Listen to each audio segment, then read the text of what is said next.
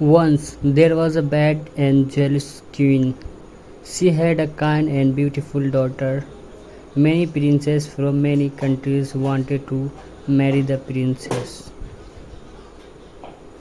The queen said to each prince, "Before you marry my daughter, you have to do something for me."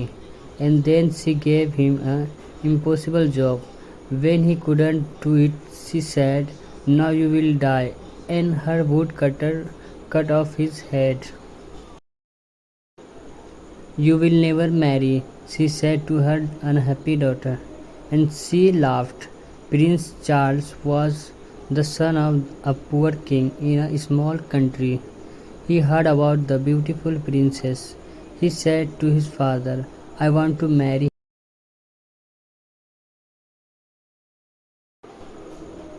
"Never," cried the king. "The queen will kill you. You are my only son. I cannot lose you. There are hundreds of beautiful women in the world. You don't have to marry this one." But the prince was. He couldn't eat, he couldn't sleep. In the end, his father said, "Go then, go to the princess. I hope you will do better than the other princes. I will see you again." The princess was very excited and he danced round his rooms.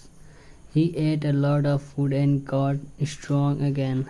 Then he began his journey. He had no servants because his father was poor.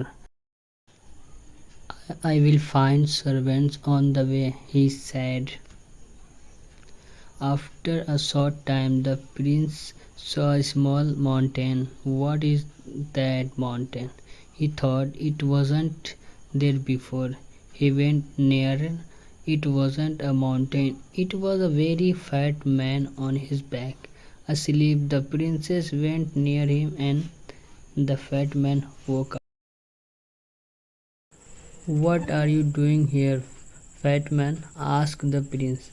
"I was asleep," said fat man, "and now I am not asleep because of you." "Why were you asleep?" "Because I had some food this morning. Now I want my lunch." "What did you eat this morning?" asked the prince.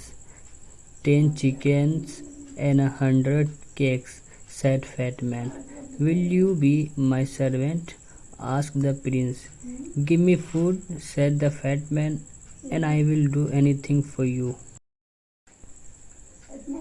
So the fat man followed the prince. A short time later, on their journey, they found another man. His head was down and his left ear was on the ground. He looked up. His left ear was very large. "What are you doing?"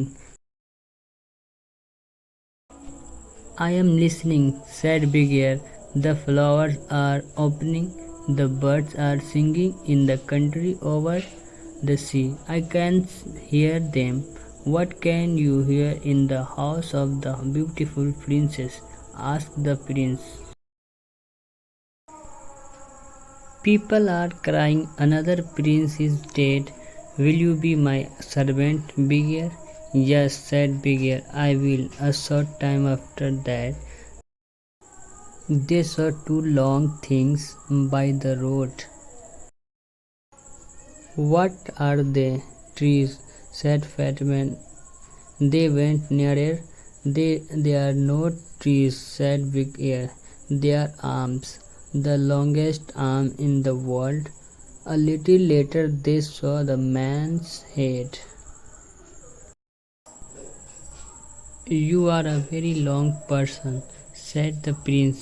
"I can be longer than this," said Long Arms. "Come with me, Long Arms," said the prince. "Be my servant."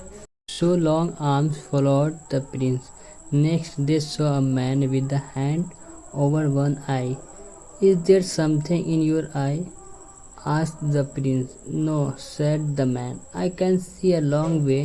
I can see the through things, buildings, mountains."